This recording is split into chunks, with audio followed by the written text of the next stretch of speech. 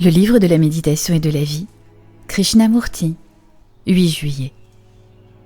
La souffrance n'est pas ma souffrance.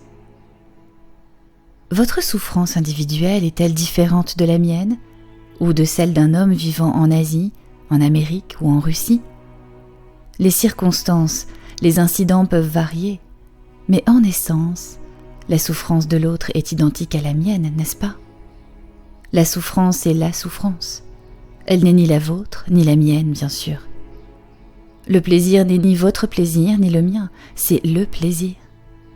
Lorsque vous avez faim, cette faim ne concerne pas que vous, c'est aussi la faim de l'Asie tout entière. Lorsque vous êtes mû par l'ambition, lorsque vous êtes sans scrupules, c'est la même absence de scrupules qui meut le politicien, l'homme de pouvoir, qu'il soit en Asie, en Amérique ou en Russie. C'est cela, voyez-vous, que nous refusons d'admettre. Nous ne voyons pas que nous ne sommes tous qu'une seule et même humanité, mais tous enclos dans des sphères différentes, des zones différentes de l'existence. Quand vous aimez quelqu'un, ce n'est pas votre amour, car alors il devient tyrannique, possessif, jaloux, angoissé, brutal. De même, la souffrance est la souffrance, non votre souffrance ou la mienne. Loin de moi l'idée de rendre toutes ces choses impersonnelles, abstraites. Quand on souffre, on souffre.